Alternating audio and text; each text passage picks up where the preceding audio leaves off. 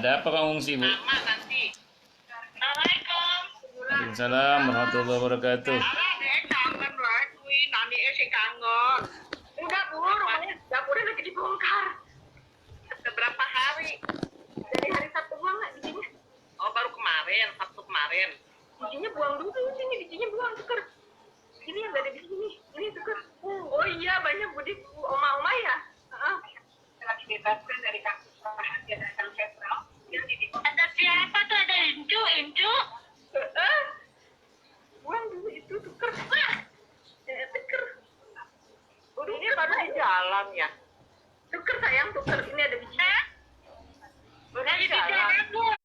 Iya, sering juga. Pantesan pakai masker. Mau kemana itu Bu Dini itu? Iya, Bu. Nih. Mam. Bu Dini mau kemana itu Bu Dini itu? Nganter anak semua, Pak.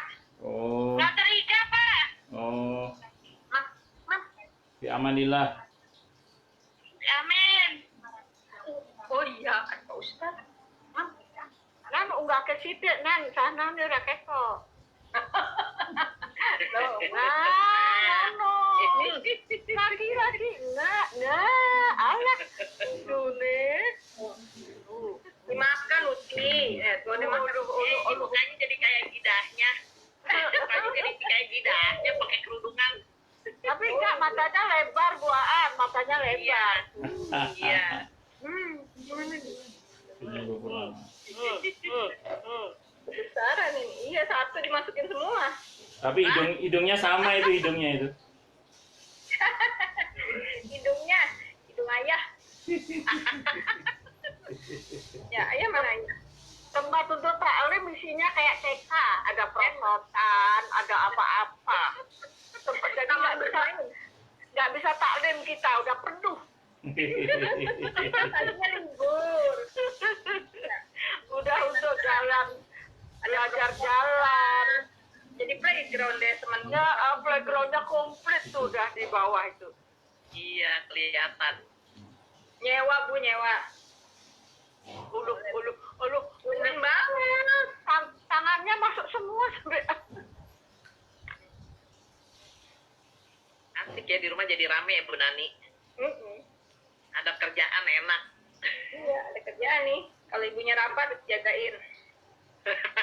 Emang Garuda masih masuk Garuda Bu? Dari rumah Ustaz, cuman kadang-kadang rapat gitu kan, online gitu. Jam berapa nih, ibu-ibunya mana? Ayo kita mulai aja. Kita mulai? Ya mulai aja, mulai aja Ustaz. Allah. Mulai aja Ustaz. 9:04 Ustaz, yang lain menyusul aku. Kita mulai ya? Bu, ingat ya, jangan lupa. Assalamualaikum. Ya, baik. Ya, baik. Assalamualaikum warahmatullahi wabarakatuh. Bismillahirrahmanirrahim. Alhamdulillahi rabbil alamin. Wabihi nasta'inu ala umurid dunya waddin. Wassalatu wassalamu ala asyrafil anbiya'i wal mursalin.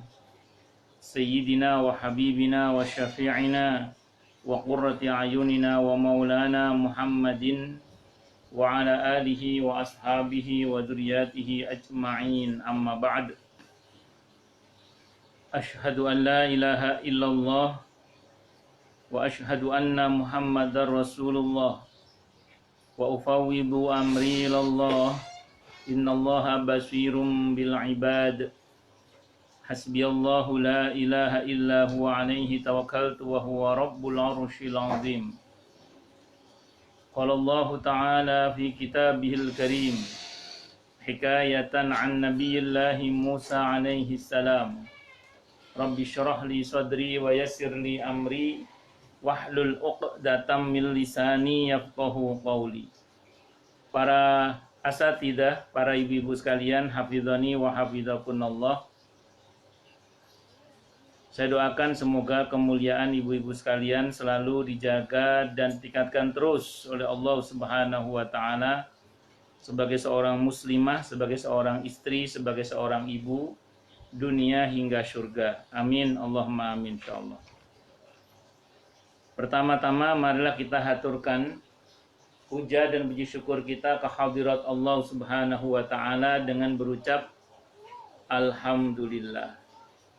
Mudah-mudahan dengan hamdalah ini nikmat dari Allah untuk kita ditambah. Karena Allah telah berjanji dalam Al-Qur'an di surah Ibrahim ayat 7, A'udzubillahi samii'il 'aliim minasyaitonir rajim. Wa ita'adzana rabbukum la in syakartum la azidannakum wa la in kafartum inna 'adzabi lasyadid. Jadi kalau kita bersyukur, sungguh nikmat dari Allah untuk kita ditambah. Dan kalau kita kufur, kita diingatkan oleh Allah akan siksanya yang sangat pedih. Ini janji Allah, dan janji Allah dalam Al-Qur'an itu la raiba fih, tidak ada keraguan di dalamnya. Di antara tafsir la raiba fih adalah siapapun yang mengamalkan isi Al-Qur'an dengan keimanan dan keyakinan, maka Allah akan tunjukkan kebenaran Al-Qur'an itu kepadanya hingga tiada lagi keraguan dalam hatinya. Salawat dan salam semoga tercurah limpahkan untuk junjungan kita Nabi besar Muhammad sallallahu alaihi wasallam. Semoga kita semua diakui sebagai umat beliau. Amin, Allahumma amin insyaallah. Para jemaah sekalian, ibu-ibu sekalian, hafizani wa hafizakunallah. Kali ini insyaallah kita akan mencoba membahas tentang kiat-kiat agar amal ibadah kita diterima oleh Allah Subhanahu wa taala. Jadi kalau kemarin kita sudah membahas tentang tanda-tanda amal yang diterima oleh Allah Subhanahu wa taala, maka rumusan masalahnya adalah bagaimana caranya agar amal ibadah kita diterima oleh Allah Subhanahu wa taala. Maka kita akan coba kajian kita ini berangkat dari firman Allah Subhanahu wa taala dalam Al-Qur'an di surah Al-Baqarah. Surah Al-Baqarah, surah ke-2 ayatnya ayat 21. Di situ Allah Subhanahu wa taala berfirman, A'udzubillahi samii'il 'aliim minasyaitonir rajim. Ya ayyuhan nasu u'budu rabbakumul ladzi khalaqakum wal ladzina min qablikum la'allakum tattaqun. Hai ya ayyuhan nasu, wahai manusia, seluruh manusia yang diseru oleh Allah, u'budu, beribadahlah kalian semuanya, rabbakum, kepada Rabb kalian, Tuhan kalian, alladzi, yang khalaqakum, telah menciptakan kalian, walladzina, dan orang-orang min qablikum, sebelum kalian, la'allakum tattaqun, agar kalian bertakwa. Kata para ulama, ayat ini diawali dengan perintah ibadah, diakhiri dengan janji menjadi pribadi yang bertakwa. Maka sebagian para ulama menjelaskan, kalau ibadah itu diterima oleh Allah, maka ibadah itu akan membawa perubahan yang akan merubah pelakunya menjadi pribadi yang lebih baik atau pribadi yang bertakwa kepada Allah Subhanahu wa taala. Nah, pertanyaannya, ini sudah kita bahas kemarin tanda-tanda orang yang amalnya diterima oleh Allah. Maka sekarang pertanyaannya adalah bagaimana caranya?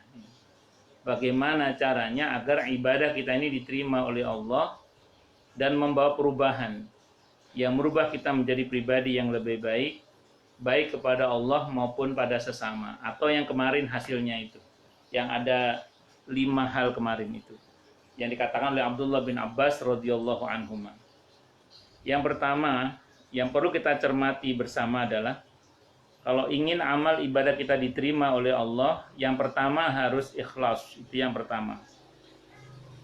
Yang kedua, harus benar, itu yang kedua. Jadi yang pertama harus ikhlas, yang kedua harus benar. Ini ikhlas dan benar ini dirujuk kepada pernyataan Abdullah bin Abbas radhiyallahu anhuma. Jadi kemarin kita membahas perkataan Abdullah bin Abbas, sekarang kita membahas lagi perkataan Abdullah bin Abbas radhiyallahu anhuma. Jadi untuk diterimanya amal harus ikhlas dan benar ini dirujuk kepada pernyataan Abdullah bin Abbas radhiyallahu anhuma ketika beliau menjelaskan firman Allah Subhanahu wa taala dalam Al-Qur'an di surah Tabarak atau surah Al-Mulk, surah ke-67 ayatnya ayat 2 itu. Alladzi khalaqal mauta wal hayata liyabluwakum ayyukum ahsanu amala. Surah Al-Mulk atau surah Tabarak, surah ke-67, ayatnya ayat 2. Alladzi khalaqal mauta wal hayata liyabluwakum ayyukum ahsanu amala. Jadi Allah adalah zat yang menciptakan hidup dan mati dengan segala perna-perniknya itu liyabluwakum, untuk menguji kalian siapa yang paling baik amal perbuatannya. Di situ oleh Ibnu Abbas dikomentari, paling baiknya amal itu paling baiknya amal itu hubungannya dengan diterimanya amal. Kata Ibnu Abbas, paling baiknya amal itu diukur dari dua hal tadi, yaitu ikhlasnya, yang kedua benarnya. Jadi kalau bahasa sederhananya, kalau ingin amal kita berkualitas dan diterima oleh Allah Subhanahu wa taala, maka dua hal ini harus dijaga. Apa itu? Yang pertama ikhlasnya, yang kedua benarnya. Itu dua hal itu harus dijaga, ikhlas dan benar.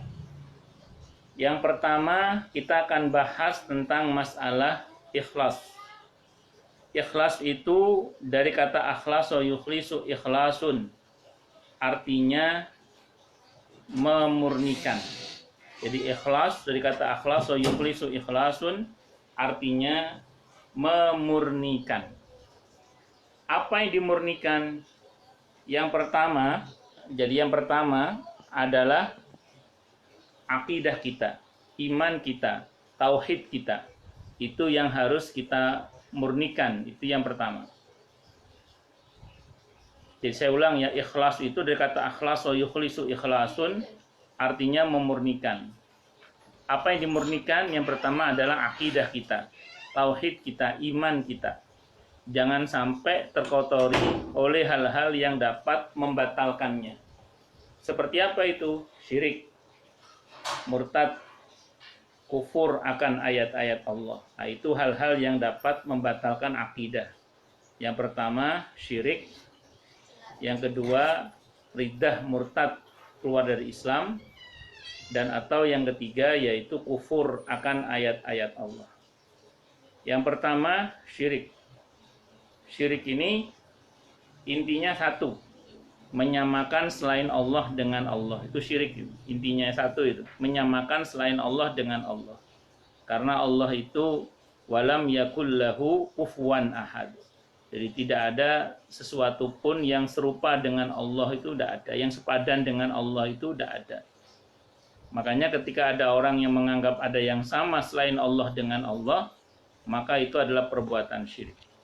Nah, syirik besar, kalau syirik yang besar, seperti misalnya beribadah kepada selain Allah juga misalnya, atau percaya dan yakin kepada dukun misalnya, pada ramalan misalnya, itu masuk dalam kategori syirik besar. Kalau masuk dalam kategori syirik besar, itu ancamannya cukup berat, yaitu hapus semua amal kebaikannya dari akil baligh sampai yang bersangkutan itu berbuat syirik besar itu. Jadi hapus semua amalannya, habis semua kebaikannya dari akil baligh sampai dia berbuat syirik besar itu. Kalau dia tidak bertaubat kepada Allah Subhanahu wa taala, nol nilainya. Sebagaimana firman Allah dalam Al-Qur'an di surah Al-An'am ayat 88 itu.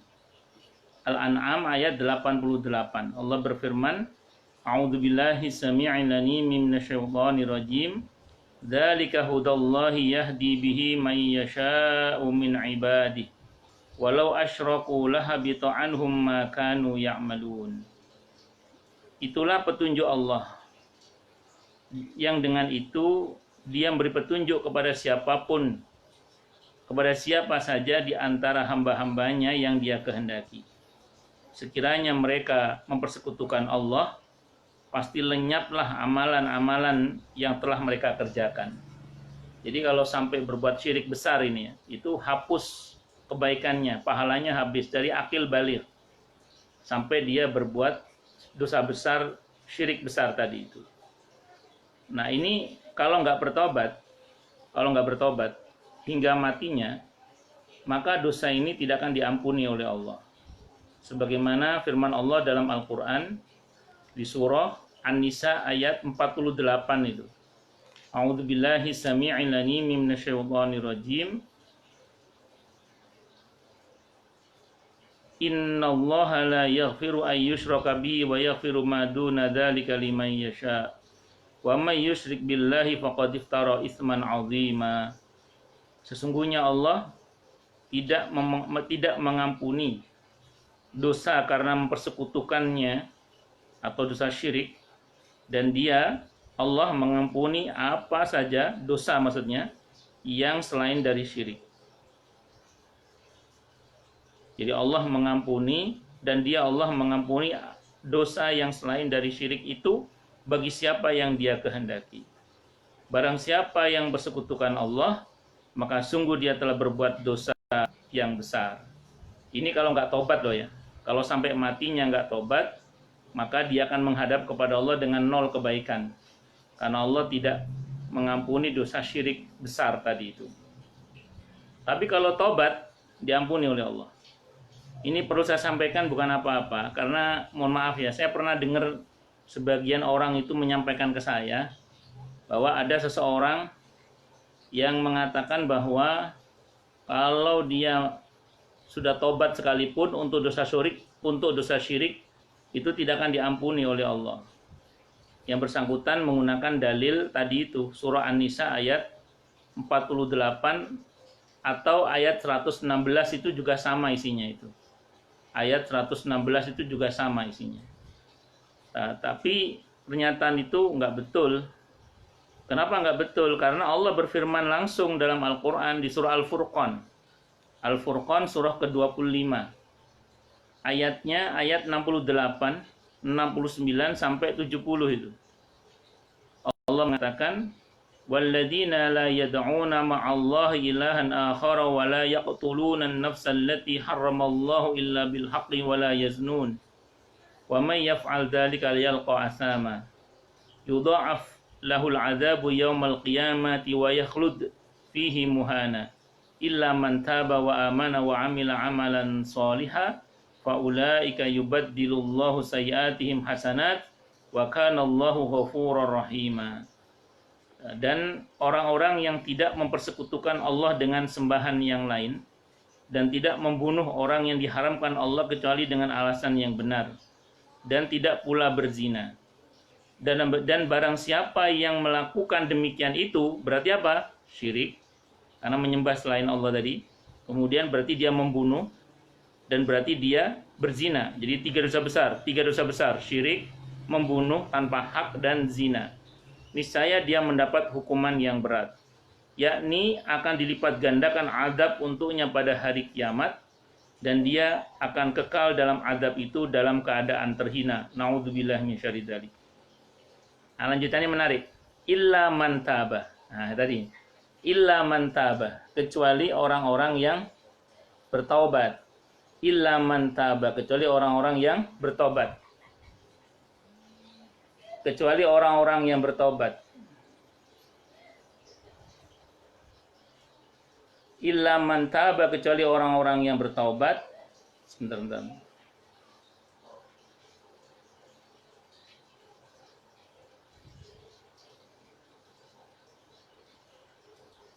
Sudah masuk lagi ya? Sudah masuk lagi kan? Masuk nggih? Tadi ada orang telepon. Saya ulang ya, illa man taba, kecuali orang-orang yang bertobat. Illa man taba, kecuali orang-orang yang bertobat, wa amana, dan beriman, wa amila amalan sholihah, dan beramal soleh, maka faulaika yubaddilullahu sayyi'atihim hasanat. Maka mereka itulah yang akan diganti oleh Allah keburukannya, kejahatannya dengan kebaikan-kebaikan. Jadi saya mau sampaikan begini. Dalam ayat ini jelas sekali dikatakan bahwa kalau seseorang itu bahkan berbuat dosa besar 3 macam dalam ayat ini ya, yaitu syirik, membunuh, dan berzina. Apalagi cuman salah satunya, ini tiga-tiganya aja kalau dia melakukan, kalau dia tobat, kata Allah di ayat 70-nya, maka Allah akan ganti keburukannya dengan kebaikan-kebaikan. Digantinya keburukan dengan kebaikan, kejahatan dengan kebaikan. Itu apa maksudnya? Dosa diganti dengan pahala, dosa diganti dengan ampunan. Bahkan kalau kata Imam Syafi'i, pahala yang hilang karena perbuatan syirik besar tadi itu akan diganti dengan pahala yang baru yang lebih baik. Jadi pahalanya yang tadinya hilang jadi dibalikkan lagi menjadi nggak hilang gitu, menjadi diberi lagi pahala oleh Allah Subhanahu wa taala. Asalkan dia mau bertobat, minta ampun kepada Allah Subhanahu wa taala. Makanya saya mohon maaf ya. Ya barangkali di antara kita ini kan mungkin pernah ada yang berbuat syirik, terutama syirik besar. Ya mumpung masih hidup, ayo kita bertobat, minta ampun kepada Allah Subhanahu wa taala. Ya mungkin karena kejahilan kita di masa lalu misalnya, percaya banget sama dukun misalnya. Atau kalau beli majalah titik-titik langsung buka horoskop ramalan bintang. Yang dibuka langsung asmara misalnya gitu. Atau keuangan misalnya. Nah, kalau dulu kita pernah percaya pada ramalan-ramalan yang begitu, ya kita taubati, kita minta ampun kepada Allah. Kita bertobat minta ampun kepada Allah. Mudah-mudahan tidak hanya Allah ampuni dosa-dosa kita, bahkan andaikan ada pahala yang hilang pun semoga Allah kembalikan lagi. Tadi merujuk kepada firman Allah di surah Al-Furqan ayat 68, 69, 70, terutama 70-nya itu. Makanya saya termasuk orang yang tidak sependapat kalau ada yang mengatakan dosa syirik itu tidak akan diampuni oleh Allah walaupun sudah bertobat. Enggak, Allah bilang diampuni oleh Allah. Bahkan nggak tanggung-tanggung 3 dosa besar sekaligus itu malahan. Yaitu syirik, membunuh, dan berzina. Semoga Allah ampuni dan maafkan kita semua. Amin, Allahumma amin insyaallah. Itu yang pertama.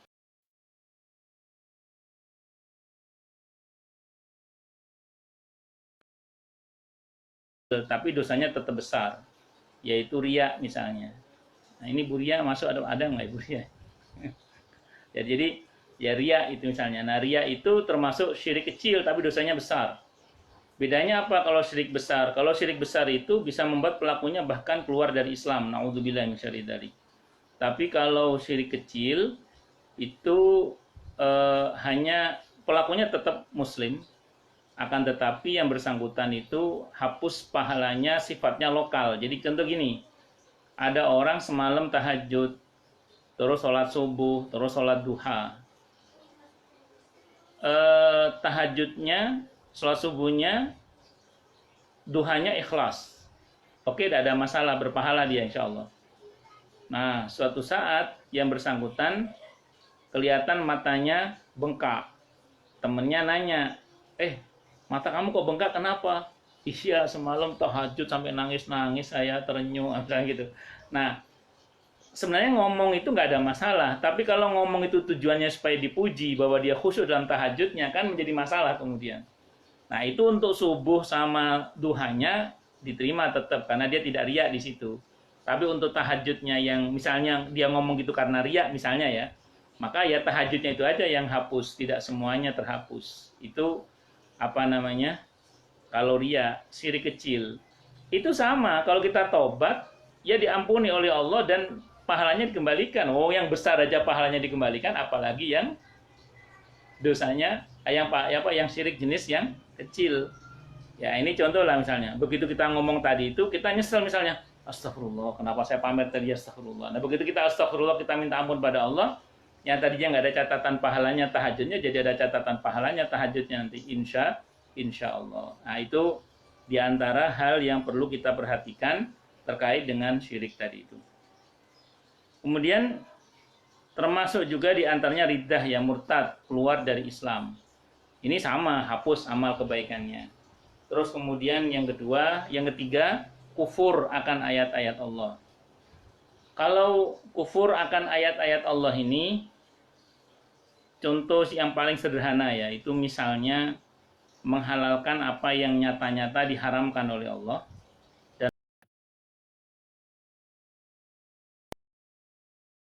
Nggak boleh. Makanya hati-hati. Tapi untuk perkara-perkara yang ulama masih khilaf, beda pendapat, itu silakan diperdebatkan lah. Itu nggak ada masalah kalau itu. Tapi yang memang nyata-nyata sudah dihalalkan, yang nyata-nyata sudah diharamkan, maka itu tidak boleh dirubah-rubah hukumnya. Nah, dengan sengaja merubah ketetapan Allah yang telah ditetapkan, itu bisa berdampak kepada namanya kufur akan ayat-ayat Allah. Contoh gini ya, ini contoh. Saya sering contohkan gini. Ada orang ngomong, misalnya bareng sama temannya, saya mau sholat dulu ya. Ngapain sholat? Sholat juga nggak bikin kamu kaya. Nggak penting sholat itu. Itu meremehkan perintah Allah yang namanya sholat fardu 5 waktu.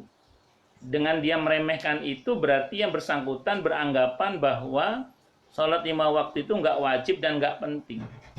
Berarti dia telah merubah hukum Allah yang tadinya wajib menjadi nggak wajib, bahkan meremehkan. Maka ketika yang bersangkutan seperti itu, maka tanpa dia sadari dia telah kufur akan ayat-ayat Allah. Lah kufur akan ayat-ayat Allah itu sanksinya berat.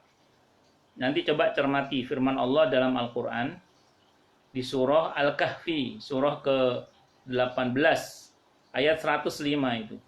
Itu untuk orang-orang yang kufur akan ayat-ayat Allah itu sanksinya sama. Kayak syirik juga, kayak murtad juga, yaitu fahabitat a'maluhum fala nuqimu lahum yaumal qiyamati wazna.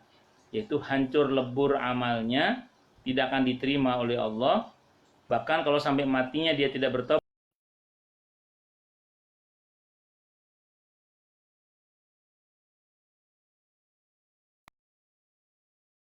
perbandingan baik buruknya ya nggak usah ditimbang. Apa yang mau ditimbang? Mau dia menghadap kepada Allah dengan 0 kebaikan, alias langsung masuk neraka. Na'udzubillahi min syarri dzalik. Nah, ini pentingnya kita memahami tentang makna kufur akan ayat-ayat Allah. Kayak misalnya lagi ada 2 orang nyolong 1.000 rupiah. Ada 2 orang nyolong berapa? 1.000 rupiah.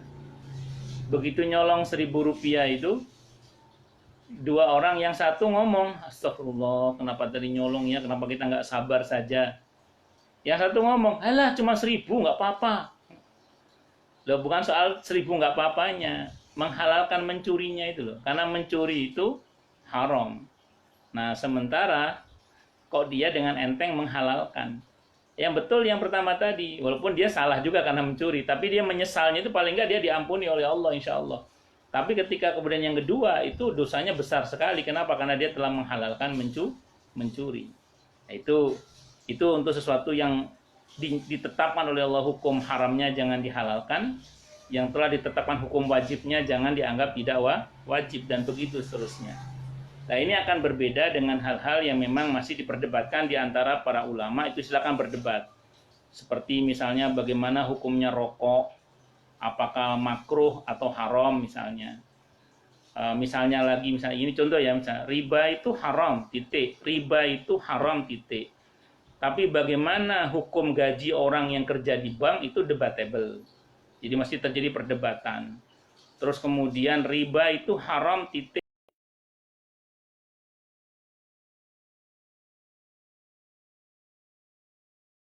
Bunga itu pasti bernilai riba, itu ulama masih berdebat misalnya. Kayak Buria kan kemarin menganggap itu sebagai riba, ya saya diam aja nggak apa-apa. Kenapa? Karena beliau mengikuti pendapat yang itu dianggap sebagai riba, dan kemudian dipilih untuk diberikan kepada orang yang tidak mampu, silahkan, tidak ada masalah. Tapi seandainya di antara Anda meyakini itu bukan sebagai riba karena dianggap itu sebagai hadiah atas akad wadiah, ya itu silahkan saja. Akad wadiah itu silahkan saja. Tapi itu perdebatan ya, saya nggak mau ajak berdebat terlalu jauh. Tapi untuk hal-hal yang memang ranahnya masih perdebatan, itu silakan Anda yes and no, itu tidak ada masalah. Dan itu tidak boleh membuat kita mengklaim, wah kamu telah menghalalkan yang diharamkan oleh Allah. Enggak, beda. Kalau kita menghalalkan riba, itu baru namanya tidak boleh. Itu kufur akan ayat-ayat Allah. Riba haram, titik. Tapi kalau kita berdiskusi tentang bagaimana hukum orang yang kerja di bank gajinya halal atau tidak, itu ulama beda pendapat. Dan itu fakta fikih. Itu fakta fikih dan itu nggak terbantahkan fakta fikihnya. Nah, terus kemudian apakah hukum bunga dari tabungan di bank konvensional itu termasuk riba atau tidak, itu juga ulama masih berdebat itu. Tapi Anda terserah, Anda sepakat itu riba ya enggak apa-apa, berarti bagi Anda itu adalah haram dan tinggalkan. Dan jangan dibuang juga, tapi serahkan kepada fuqara masakin yang membutuhkan dalam bentuk pembangunan infrastruktur dan seterusnya, misalnya begitu. Tapi kalau Anda meyakini bahwa itu enggak, ini hadiah kok, saya tidak pernah minta, dan kalaupun ada akad saya tidak pernah baca akadnya, saya cuma terpaksa tanda tangan karena saya butuh menyimpan uang saya dan itu adalah wadiah, dan kemudian Anda merasa itu sebagai hadiah, itu lain bab nanti. Jadi ini diskusinya panjang dan para ulama kontemporer juga membahasnya secara panjang lebar. Nah, terhadap hal-hal yang seperti ini kita tidak boleh berkeras-keras dan kita tidak boleh mengklaim seseorang yang berpendapat mengharamkan atau membolehkan dalam konteks yang masih debatable itu sebagai sosok yang memang kufur akan ayat-ayat Allah, nggak bisa. Kenapa? Karena itu perkara-perkara yang memang masih diperdebatkan di antara para ulama. Kalau bahasa usul fikihnya itu perkara-perkara khilafiyah, perkara-perkara yang ulama masih berbeda pendapat. Dan kita tahu sesuatu yang ulama berbeda pendapat itu adalah hal yang sudah selesai dibahas sebenarnya, cuman hasilnya nggak selesai. Jadi sesuatu yang sudah selesai dibahas sebenarnya, tapi hasilnya nggak selesai. Dan itu kalau mau kita perdebatkan terus, sampai kiamat kurang 2 hari juga nggak selesai itu. Itu seperti itu. Nah, itu diantara hal-hal yang perlu kita cermati terkait dengan mengikhlaskan tauhid, iman, akidah kita jangan sampai terkotori oleh syirik, murtad, dan kufur akan ayat-ayat Allah. Kemudian yang kedua, mengikhlaskan niat, itu yang kedua, memurnikan niat, agar niat kita ini didasarkan hanya semata-mata karena Allah Subhanahu wa Ta'ala. Jadi yang pertama tadi memurnikan akidah. Yang ikhlas itu artinya memurnikan. Yang pertama memurnikan akidah, tauhid. Yang kedua memurnikan niat untuk berbuat semata-mata hanya karena Allah. Allah berfirman dalam Al-Qur'an, di antaranya di surah Al-An'am ayat 162 itu. A'udzubillahi samii'il 'aliim minasyaitonir rajim. Qul inna salati wa nusuki wa mahyaya wa mamati lillahi rabbil alamin. Katakanlah wahai Nabi, sesungguhnya salatku, ibadahku, hidup dan matiku, seluruhnya itu semata-mata hanya karena Allahu Rabbul Alamin. Jadi orang yang ikhlas itu dia mesti memurnikan niatnya untuk berbuat semata-mata hanya karena Allah. Sekarang gini pertanyaannya ya, Ustadz, kita karena Allah sih, cuman dalam hati itu masih berharap surga. Apakah termasuk ikhlas? Maka jawabannya masih ikhlas. Kenapa? Selama dasarnya karena Allah. Kemudian harapannya terkait dengan targhib dan tarhib. Harapannya terkait dengan rangsangan dan atau ancaman yang Allah sampaikan dalam Al-Quran maupun melalui sunnah Nabi-Nya Muhammad Sallallahu Alaihi Wasallam, maka itu masih dibenarkan. Contoh. Ya, fakta ya di lapangan bahwa sebagian kita kalau sholat atau beribadat pasti harapannya pengen masuk surga. Nah, surga itu yang memprovokasi kita untuk masuk surga siapa? Allah. Yang mengiming-iming kita untuk masuk surga siapa? Allah. Ya berarti berbuat ibadah karena Allah plus berharap masuk surga itu boleh dan tidak menciderai keikhlasan sama sekali. Tapi dengan catatan bukan surga tujuan kita. Jadi saya ulangi, dengan catatan bukan surga tujuan kita, tapi Allah. Kenapa kita pengen masuk surga? Ya, karena perjumpaan dengan Allah itu, fasilitas memandang maha indah wajah Allah itu ada di dalam surga. Dan surga itu adalah rahmat Allah. Makanya kita pengen masuk surga. Termasuk juga ditanya, kenapa kamu kok nggak pernah ngerumpi lagi? Kok nggak pernah nonton berita gosip? Ya, saya takut masuk neraka. Siapa yang mengancam kita dengan neraka? Siapa yang dalam tanda kutip ya, yang menakut-nakuti kita tentang neraka? Allah. Maka kalau yang menakut-nakuti Allah kok kita nggak takut kan kebangetan. Dan para ulama takut pada neraka itu bukan semata-mata siksanya, tapi karena neraka itu murka Allah. Dan yang paling mengerikan adalah di neraka itu tidak ada perjumpaan dengan Allah. Sementara kita tahu tujuan kita adalah berjumpa dengan Allah, memandang maha indah wajah Allah. Itu tujuan kita. Makanya kita boleh berbuat karena Allah plus berharap selamat dari siksa api neraka. Tapi fakta juga di lapangan ada sebagian kita yang motivasinya kadang masih ada duniawinya. Kenapa rajin sholat duha? Ya pengen usaha lancar. Kenapa kok sodakoh? Ya pengen diberi kemudahan-kemudahan oleh Allah misalnya. Kok tumben rajin bangun malam untuk sholat tahajud? Iya ini ada promosi eselon 1 buat suami ini misalnya. Nah, maka jawabannya sederhana saja. Boleh apa enggak?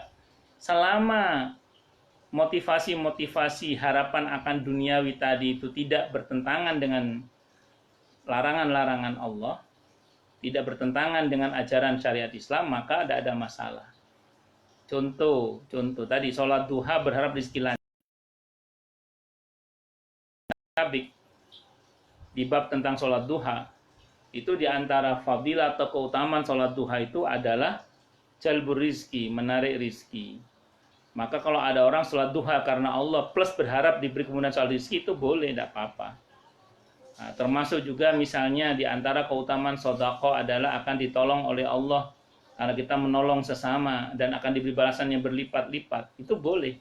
Kita berharap. Kenapa? Karena itu janji dari Allah dan Rasulnya Muhammad Sallallahu Alaihi Wasallam.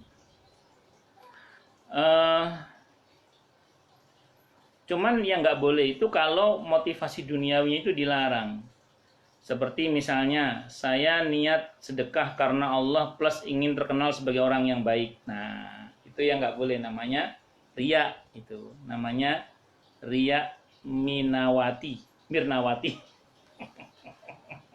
Bukan, itu namanya riya itu. Jadi kalau tadi riya aja. Jadi itu ya nggak boleh riya itu. Atau misalnya saya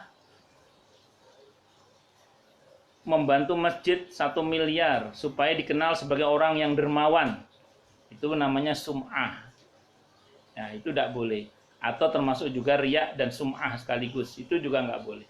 Jadi kalau tujuannya seperti itu tidak boleh. Justru itu merusak keikhlasan.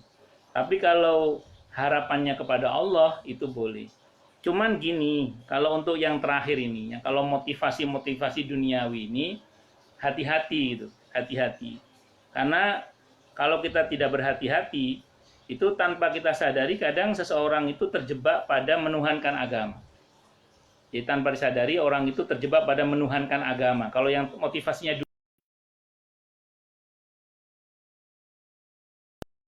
kadang orang terjebak pada menuhankan agama. Menuhankan agama itu contohnya bagaimana misalnya? Ini contoh ya, ini saya sering baca di testimoni itu, testimoni. Ada orang yang ngomong gini, saya sukses karena saya rajin tahajud. Usaha saya lancar karena saya rajin sholat duha. Bisnis saya berhasil karena saya rajin sedekah. Sebenarnya kalau kita cermati kata-kata itu, kalau sekilas sih tampak di permukaan kayaknya benar gitu ya. Tapi kalau kita cermati lebih dalam, itu bahaya kalimat itu. Bahayanya di mana? Kalau sampai yang bersangkutan meyakini bahwa tahajudlah yang membuat dia sukses. Bahwa sedekahlah yang membuat dia sukses.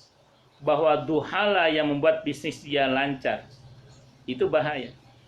Padahal status tahajud, duha, sedekah itu hanyalah wasilah, alat yang dipakai oleh Allah untuk menjadikan yang bersangkutan atau hamba itu sukses, berhasil, atau lancar bisnisnya. Terus yang betul bagaimana? Ya kita harusnya yang kita yakin itu gini, alhamdulillah Allah sukseskan saya. Kiranya berkat tahajud saya. Nah, jadi kita tetap sebut sebabnya itu Allah. Alhamdulillah Allah lancarkan bisnis saya. Kiranya ini semua atau sodakoh saya. Nah, jadi tahajud, sodakoh, duhanya tetap kita sebut, tapi sebagai wasilah alat. Sebab utama kesuksesan kita adalah siapa tadi? Allah. Itu harusnya. Nah, saya mohon maaf, pada beberapa testimoni yang saya baca, kadang berhenti di kata-kata tadi. Saya sukses karena saya rajin sodakoh. Usaha saya lancar karena saya rajin sholat duha. Nah, tadi yang saya bilang, bahayanya adalah kalau sampai dia meyakini duha itu yang merubah hidupnya. Padahal sungguhnya adalah Allah Subhanahu wa Ta'ala. Inilah pentingnya kita belajar akidah ya, supaya kita ini tidak salah. Ya tadi, maunya beragama, yang inti beragama itu adalah menuhankan Allah, malah menuhankan agama itu sendiri. Nah, ini yang harus kita hati-hati. Baik, itu mengikhlaskan niat ya, semata-mata hanya karena Allah. Memang puncaknya kalau bisa ya kita berbuat semata-mata hanya karena Allah. Kemudian yang ketiga, mengikhlaskan amal, memurnikan amal. Jadi yang pertama memurnikan akidah, tauhid tadi. Yang kedua memurnikan niat untuk berbuat semata-mata hanya karena Allah. Yang ketiga memurnikan amal. Memurnikan amal ini maksudnya bagaimana? Intinya gini deh, kita memurnikan amal sesuai dengan tuntunan Allah dan Rasulnya Muhammad Sallallahu Alaihi Wasallam berdasar pada pemahaman-pemahaman para ulama dari generasi yang terbaik itu para sahabat hingga tabi'un dan tabi'ut tabi'in atau ulama sesudahnya yang terpercaya. Artinya kita nggak ngawur gitu, beragama ini nggak ngawur gitu. Jadi sesuai dengan urutan sanadnya yang bersumber dari Allah dan Rasulnya Muhammad Sallallahu Alaihi Wasallam. Jadi kalau mau disederhanakan gini, mengikhlaskan amal itu gini. Pada ketentuan yang nggak boleh ditambah, jangan ditambah. Pada ketentuan yang nggak boleh dikurangi, jangan dikurangi. Pada ketentuan yang silakan ditambah dan silakan dikurangi, silakan ditambah dan dikurangi selama ada tuntunan syariat terkait dengan semua itu.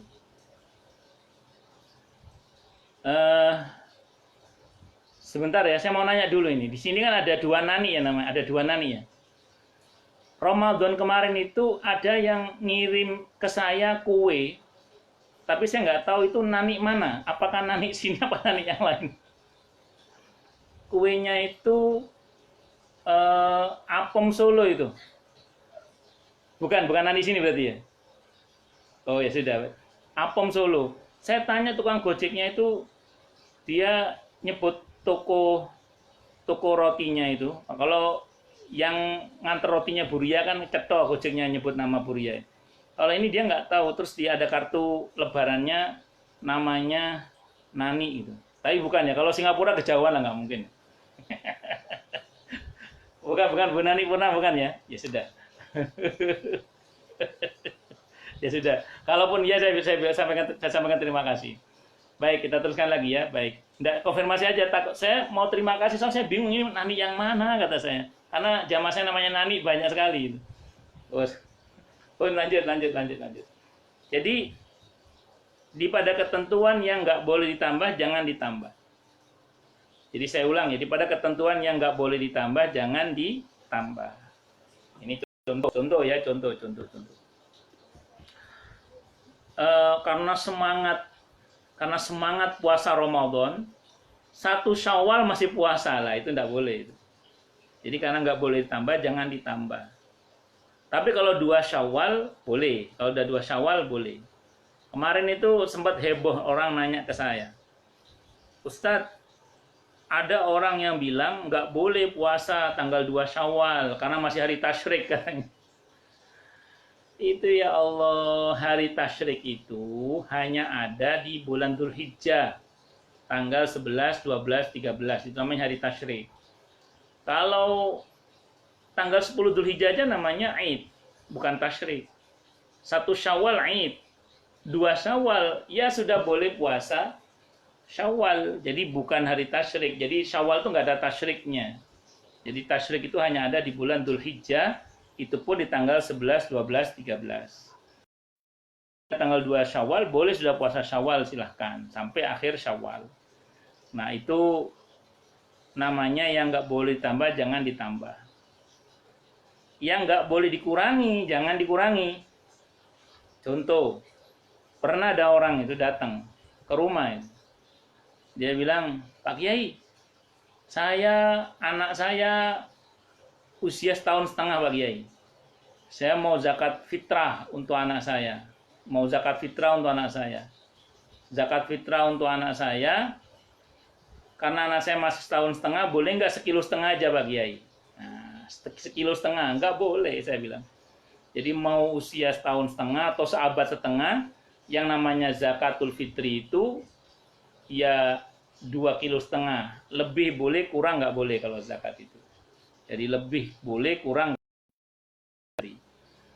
Nah, terus kemudian pada ketentuan yang syariat mengatakan silakan ditambah dan dikurangi, silakan ditambah dan dikurangi, nggak ada masalah. Selama syariat mengizinkan. Contoh. Ada orang itu pulang kerja capek. Dia bilang, Ustadz saya nggak terawih ya.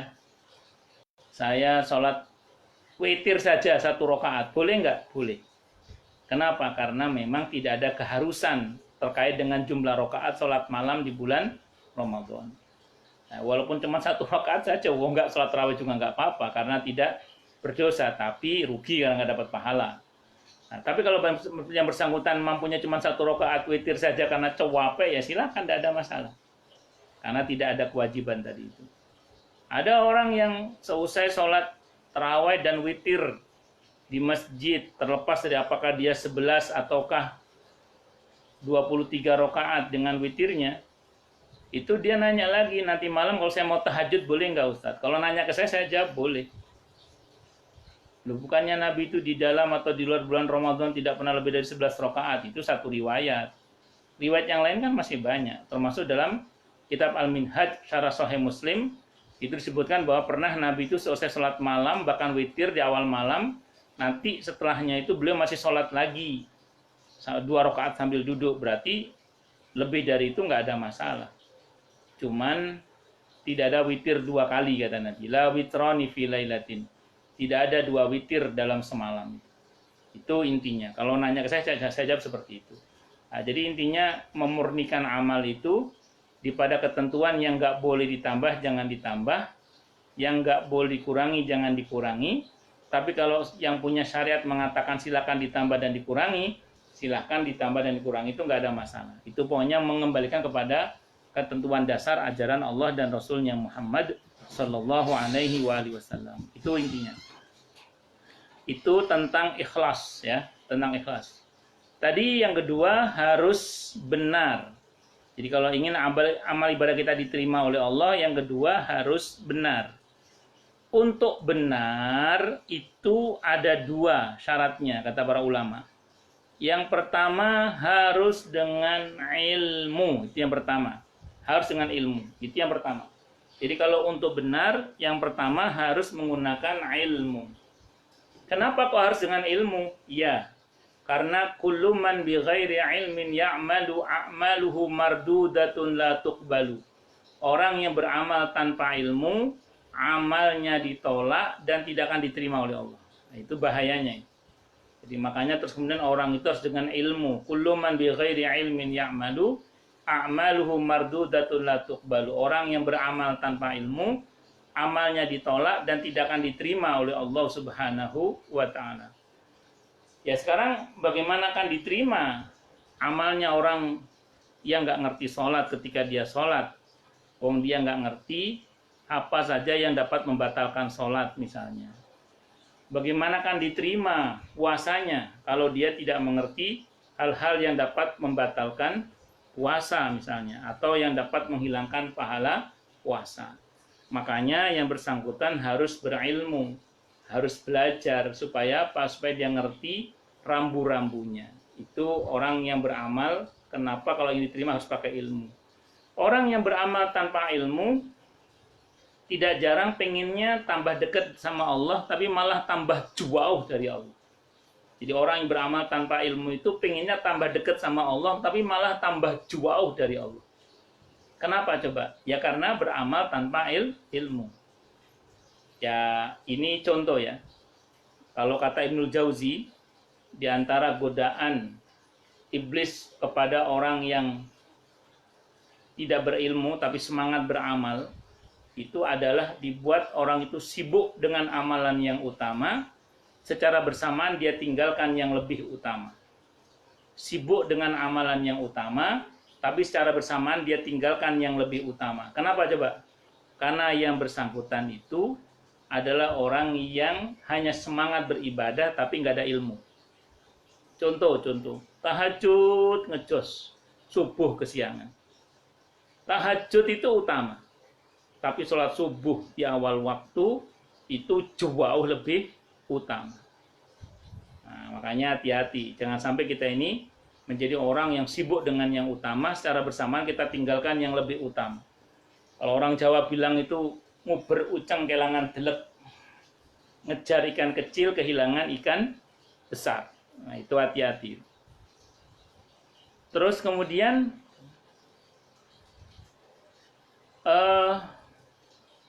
ada orang misalnya sama orang lain dermawan, sama anak istri powelid pakai dal. Nah, ini hati-hati. Sama orang lain dermawan, tapi kepada anak istri powelid pakai dal. Itu hati-hati. Dermawan pada orang lain itu utama, tapi kepada anak istri itu jauh lebih utama.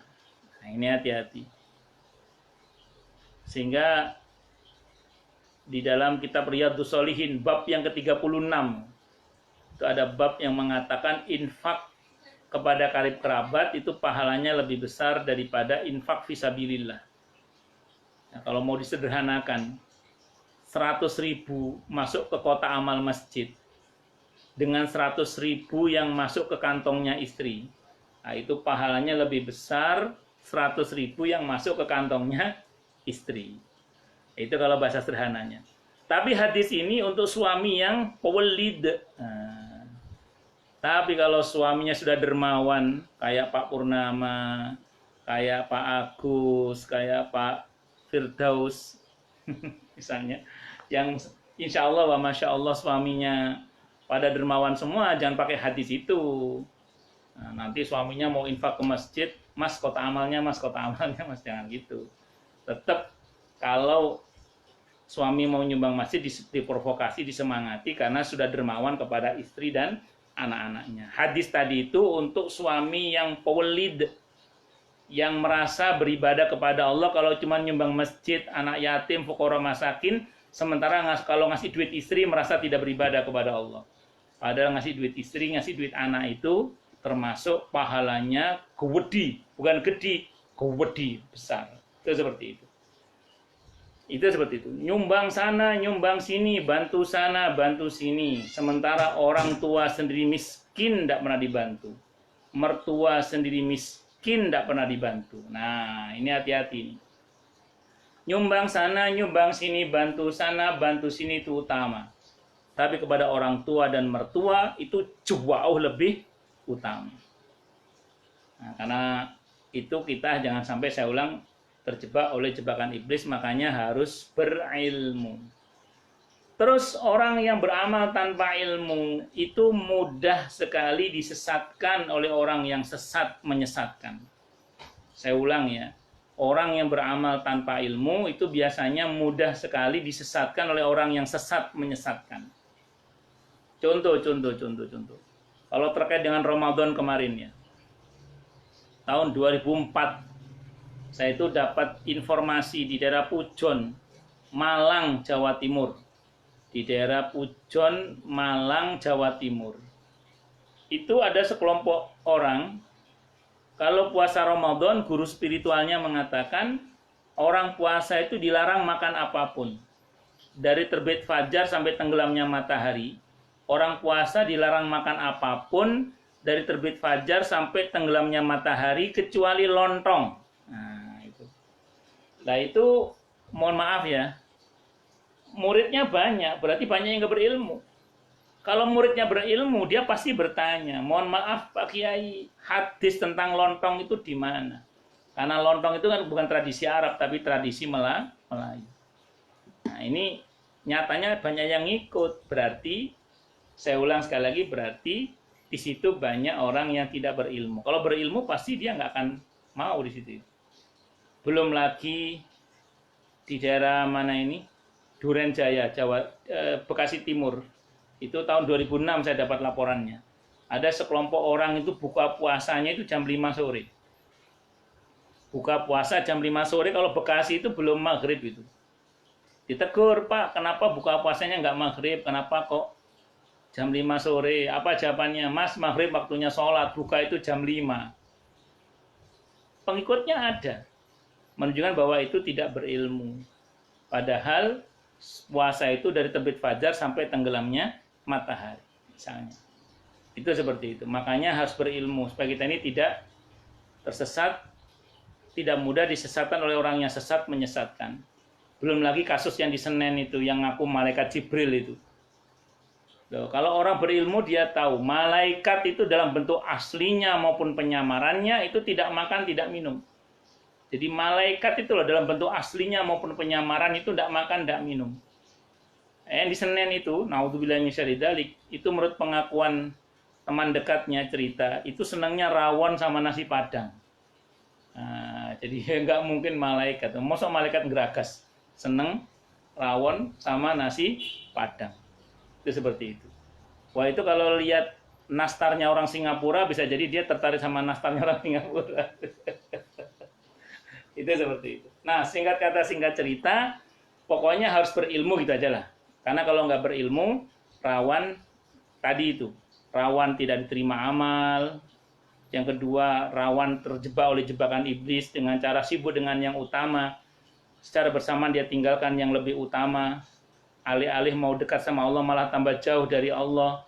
Kemudian tadi mudah sekali disesatkan oleh orang yang sesat, menyesatkan kalau kita tidak berilmu. Makanya harus berilmu. Itu kenapa di surah Al-Mujadilah, surah ke-58 ayat 11, yang dijanjikan oleh Allah untuk dimuliakan adalah yang berilmu, yang beriman dan berilmu sekaligus.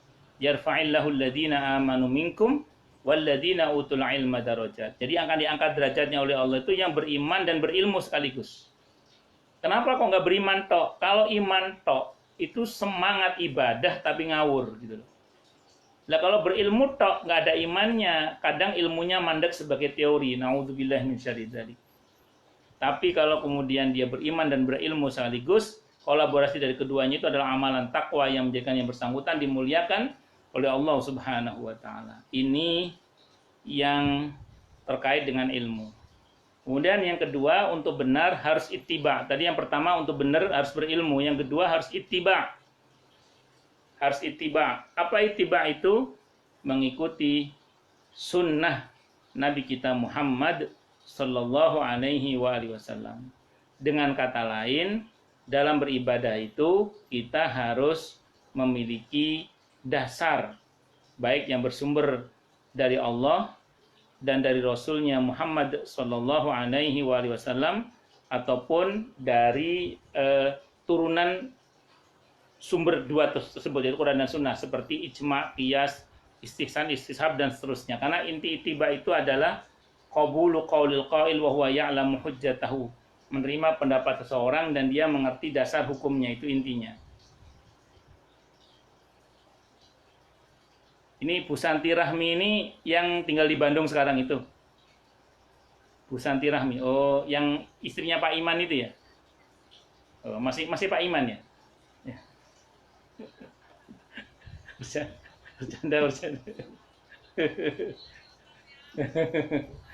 Ya, baik kita teruskan lagi. Jadi singkat kata, singkat cerita, kalau kita pahami tentang ittiba ini, intinya satu ya, bahwa kita itu beramal itu dengan dasar, bukan tanpa dasar.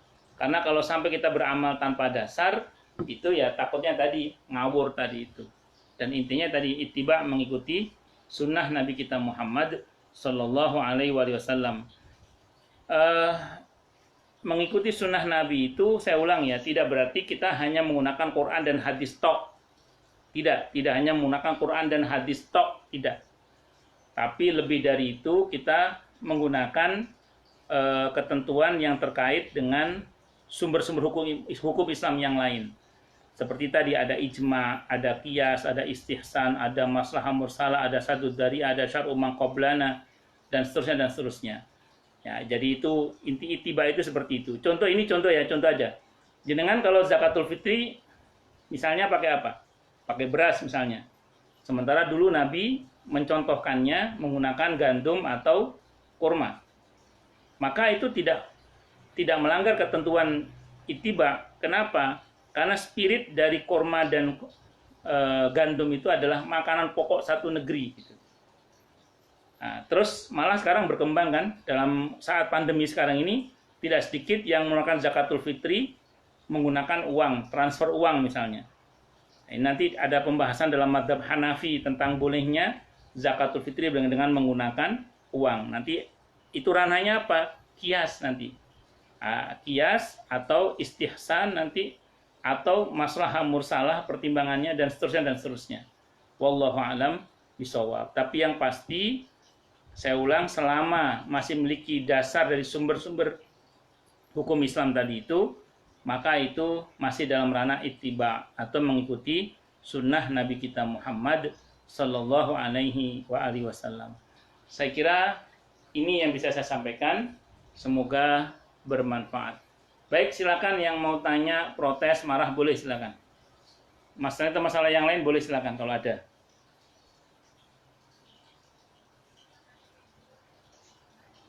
Ini suaranya kok kecil ya, Bu? Sebentar, Bu. Saya mau pakai anu dulu, mau pakai headset dulu. Bentar, mau pakai headset dulu.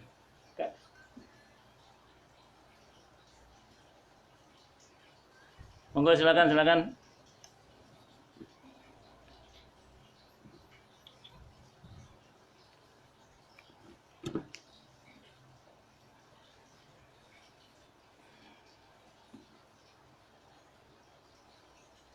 Ya, monggo silakan. Kalau ada mau nanya. Tanya, protes, marah boleh kalau ada. Silakan Bu Nani. Monggo boleh. Waalaikumsalam warahmatullahi wabarakatuh. Silakan. Silakan.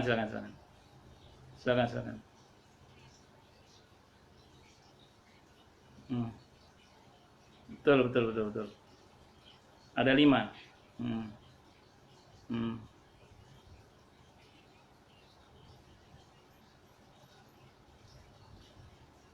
Oh ya, baik.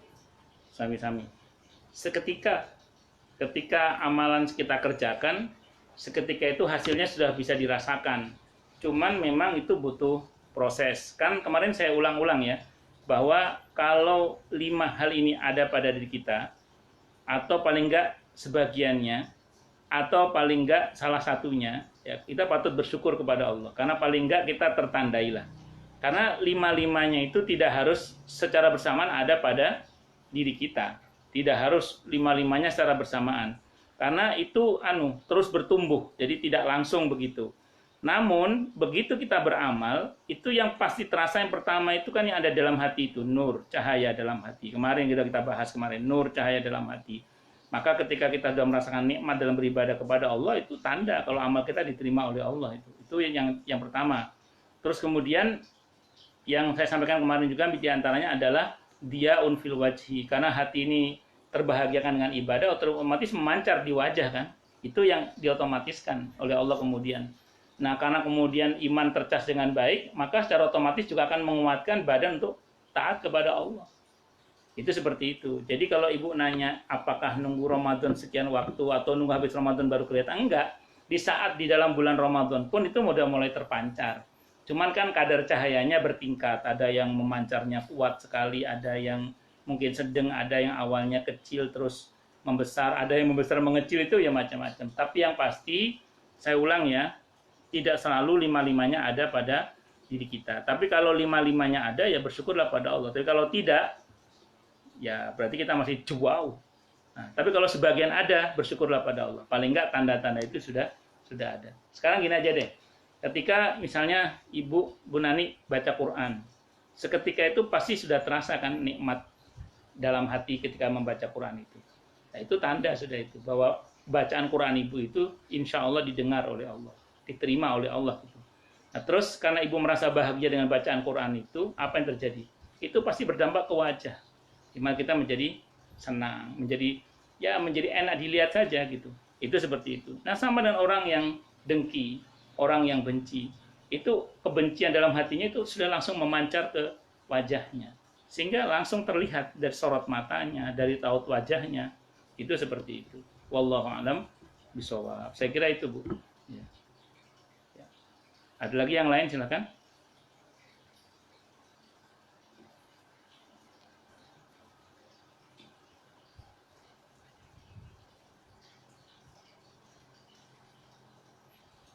Sebenarnya yang kemarin itu tidak hanya Ramadan ya, tidak hanya Ramadan, tapi amal kita baik di dalam maupun di luar bulan Ramadan.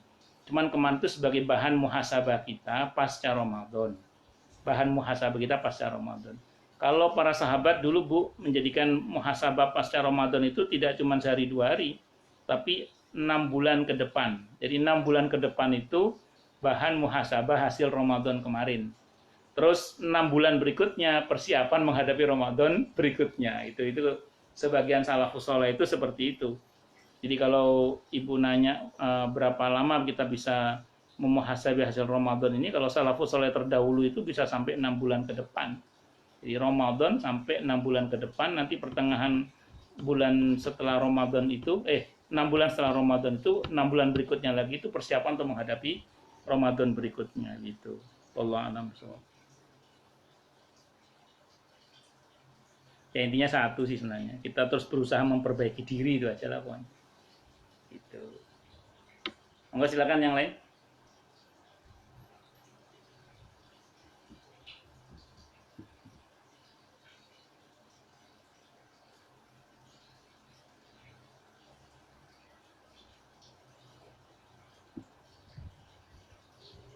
Baik, kalau nggak ada kita tutup dengan hamdalah.